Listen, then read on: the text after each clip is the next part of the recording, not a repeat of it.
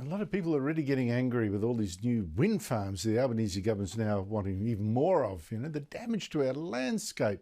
So the government says, well, look, it wants more wind farms now built offshore instead, like off the coast of the Hunter region, where you actually get whales. But Energy Minister Chris Bowen last week said, oh, don't worry about them.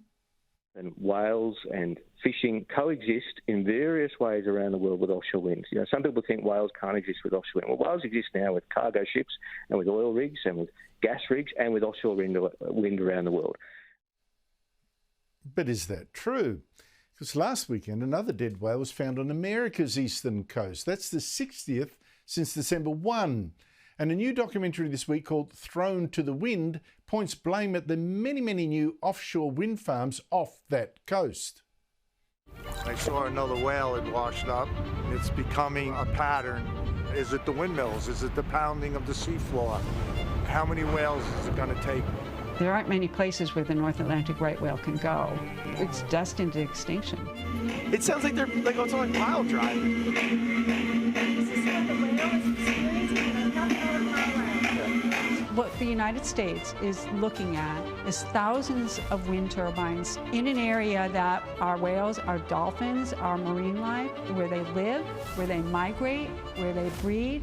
It's only when they started going into the wind lease areas that we believe that the whales are dying. So those red dots are whale deaths. Precisely. What a scandal. Joining me is the producer of that film, author, journalist and founder of Environmental Progress, Michael Schellenberger. Michael Schellenberger, thank you so much for your time. We've had environmental authorities, particularly in the US, say, well, no, wind towers, wind turbines at sea, they don't cause whale deaths. What evidence have you come across that they do?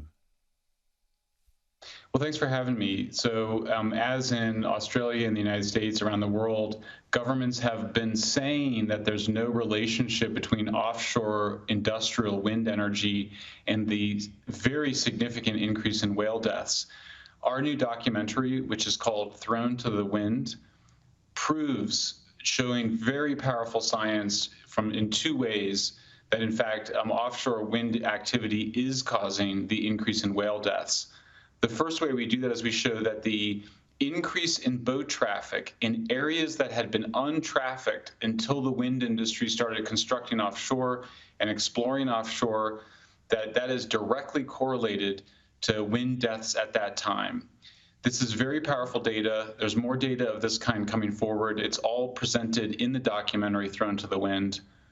We have a second major piece of information here, which is that when the documentary film crew went out on the boat with an underwater acoustic specialist, when he dropped his hydrophone, which is the underwater microphone, in the water, they were shocked by how loud it was. The very high decibel sonar is far beyond what the government agencies allow.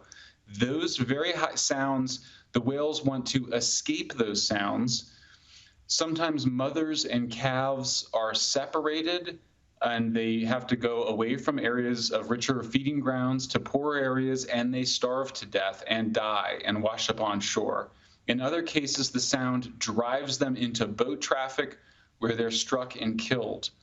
This information is so explosive, it proves that the governments have been lying. They've either not been doing the research they said they would do, or if they have done the research, they've been covering it up.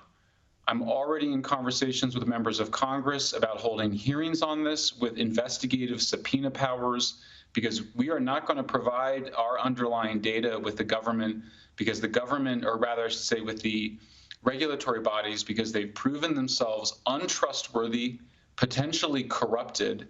And so we're working with the legislative branch to do an investigation to get to the bottom of this terrible scandal, in which I hasten to add, we're talking about extinction of the North Atlantic right whales, of which there's fewer than 340 individuals left. Extinction is forever. This is an absolute environmental catastrophe brought on by bad environmental policies.